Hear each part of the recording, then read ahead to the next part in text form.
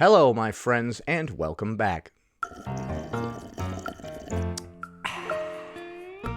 Today we're going to be taking a look at some of those What I Eat in a Day videos as released by the fat acceptance community. We're also going to be taking a look at some miscellaneous videos that I think are funny.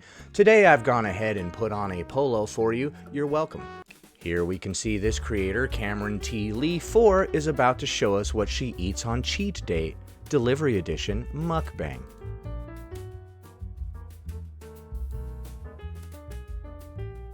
I'm sorry, but where the fuck are all her comments containing unsolicited health advice from strangers?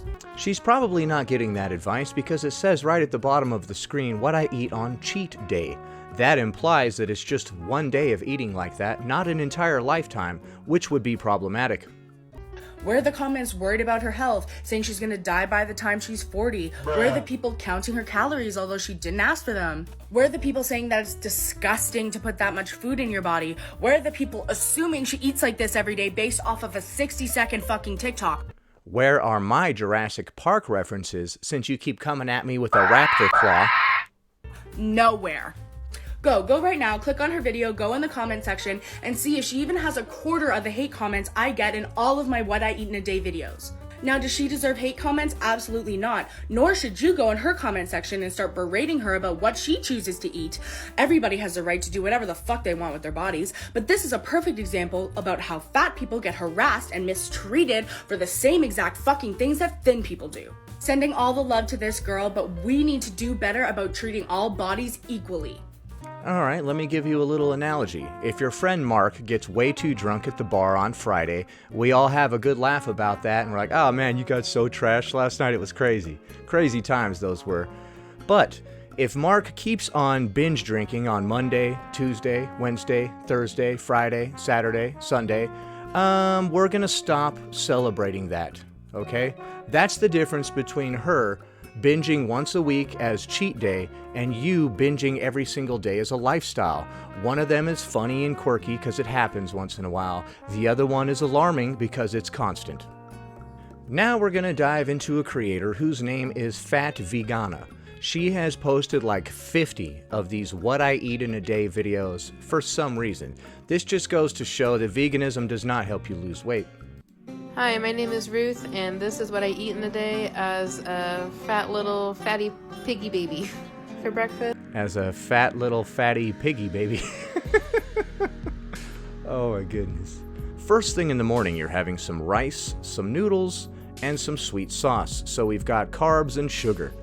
If you have this for breakfast, you are going to be starving hungry all day, and no matter how much you eat, you will never be full. I had leftover Chinese takeout, and then I had to go to work, and I was tired, so I had a giant mason jar full of iced coffee. You were tired, so you had some liquid sugar with a splash of coffee in it. Amberlyn Reed wants to know your location. And then you had this burrito, which was more carbs. I was running late, so I only had half of my tofu burrito, but when I got to work, I had these protein More poppers. carbs and sugar. They're actually pretty good, but they're expensive. Sad. When I got off, I got a peanut butter smoothie bowl, and More carbs and sugar. I had that before I went to the gym. Why did you go to the gym? Okay, so we're already seeing some insanely flawed logic here. Alright, so first thing in the morning, I had several bits of food equaling probably 1,500 calories. Then I went to the gym to try to jog for a good 5, maybe 10 minutes and burned maybe 100 to 200 calories. Let's see how much further we can go completely off the rails before the day is complete. If you can guess what song I was listening to while I was going hard as fuck on the treadmill, I will literally Venmo you $1. You'll Venmo me a whole ass dollar. Thank you so much. It was Adele, wasn't it? After the gym, I went home and had the rest of my tofu scrambled burrito. I More stupid carbs. thought my piercing was healed, so I put in the hoop. Turns out it was not, and now it hurts. And for dinner, I made this recipe that I saw on Facebook, and it's like a carbs. cheesy lemon ramen noodle. Okay, love you, bye. Alright, so you had sugary carbs for breakfast, sugary carbs for a snack, you drank some more sugary carbs, and then you had some sugary carbs for dinner. I am very confused why you're overweight. Also, maybe if you ate some meat, you would actually be full and you wouldn't have to keep eating all this garbage. If you had ate just one ribeye steak, you would have not felt the need to eat all that other food. I guarantee it. Next.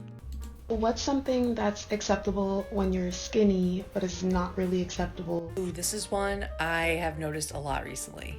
Simply enjoying food. I've seen it a lot, especially online, that a lot of smaller people, specifically smaller women, they have like a personality around binge eating. So you dislike it when somebody has a personality around binge eating. You would prefer it if they had a physique that showed their binge eating like you.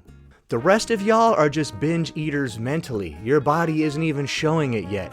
You are freaking amateurs. Get on my level. Like, I just like can eat a whole pizza by myself. I'm quirky, you know? Imagine a fat girl bragging about that and the comments she would get. If someone who is thin is able to put down an entire pizza, right here, buddy, right here, it is considered quirky because you wouldn't expect them to be able to consume that much food because they are not obese. When an obese person consumes an entire pizza, it is usually done behind closed doors and with a Kleenex nearby to wipe off all the tears. Next. This one is unrelated to the others, but I thought it was funny anyway. The caption says, I hear more about fat women talking about men liking them than actually hearing men say they like fat women. I just want to make it clear that this is false. Like, Are you high right now? for my young babies who haven't come into their confidence yet, men love fatties. Do not let anyone tell you differently. Okay, I'm gonna hit you with some harsh truths right now that you probably don't want to hear. If you think that men love fatties just because you regularly have sex with men, then perhaps you are delusional. Are those men actually wanting to be with you in a relationship or marry you or see a future with you? Or are they having sex with you at the end of the night when they are drunk and there are no other people around? I'm not trying to be mean, I'm just asking a serious question. Be honest with yourself. Is it the former or is it the latter? Do you have men beating down your door to be with you in a serious relationship for the foreseeable future? Because that's the measure of whether or not you are desirable to men. If men just want to bang you and then never see you again, that's not a good sign, dude. The look on this person's face and the color of their hair let me know right away that this person is tuned in, okay? This person is intelligent and they're about to hit us with some hard knowledge, son. Put on your listening ears, boy. Okay, let's talk about how body size affects oppression. There are a Yes, let's please talk about that. lot of other factors that affect how fat people experience oppression, but right now we're talking about body size. I will address the other ones in future videos. Fatness exists on a spectrum, and Yes, just like autism. there are people who experience fat oppression who exist across a very wide range of sizes. And the pattern that most people recognize is that as body size increases, so does the frequency and severity of the oppression that person experiences. So does the severity and frequency of their health problems. In social justice spaces, we need to be centering the people who experience the most oppression. In social justice spaces. I swear to God, if I hear the word space one more time when we're not talking about stars and planets, I'm gonna lose my goddamned mind. You know? In this space, you will never understand what it is. How can you be so pretentious and have no self-control at the same time, dude? Look at the look on her face.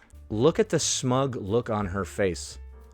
I love to pause these videos at random times, and you can catch micro expressions in people's faces.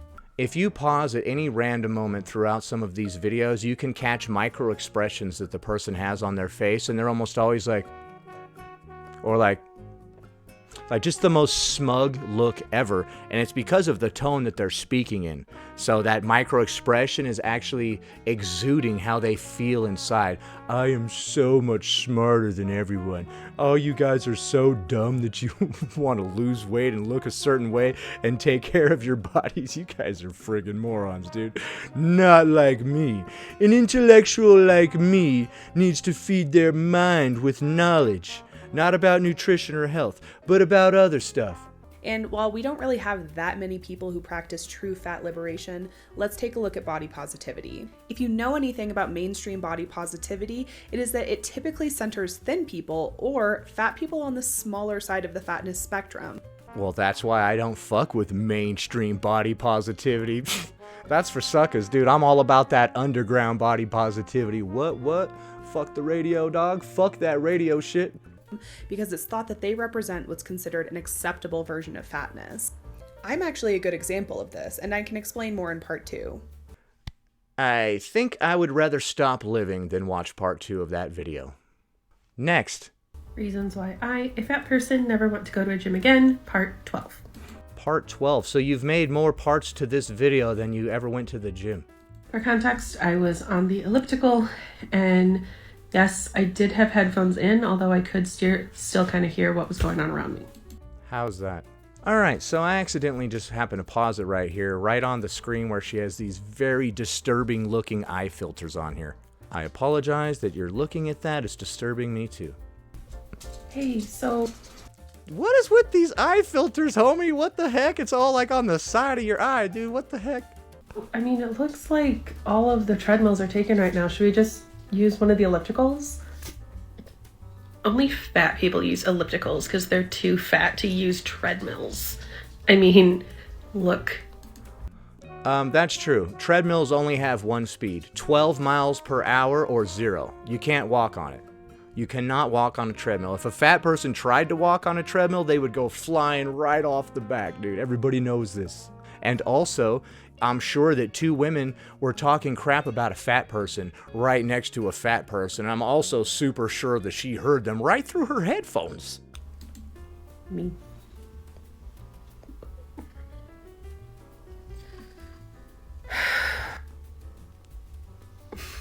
Yeah, I guess you're right. Guess we can just wait for a treadmill to open up then. Yeah, exactly. Should we take a selfie? Here, let's go this way. And that's how you know the story really happened. What do you think?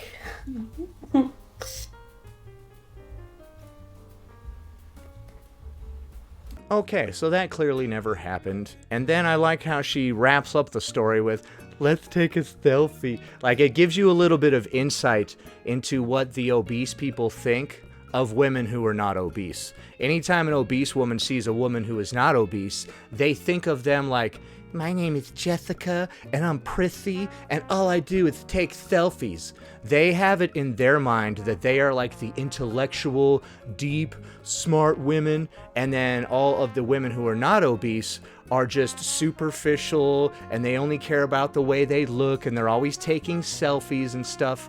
It's a lot easier to just discount an entire group of people as being inferior than to take a look in the mirror and do the hard work of changing yourself. So what have we learned today? Well, I have learned that if you are thin and you post videos of yourself eating a bunch of food, people are going to say, oh my goodness, I can't believe you fit all that in there, because you're small. Makes sense. And I've also learned that if you're obese and you post photos and videos of yourself eating a bunch of food online, people are not going to be as supportive. They're going to be like, oh my God, maybe you should stop doing that every single day. And the reason they know the difference about whether or not you might have a problem is your physique. If you are obese, then it's pretty clear that you eat this way all the time. If you are not obese, then it's clear that you don't. It's very, very simple, very obvious. Anyway, that about does it. Thanks for watching, commenting, liking, and subscribing, and I'll see you in the next one.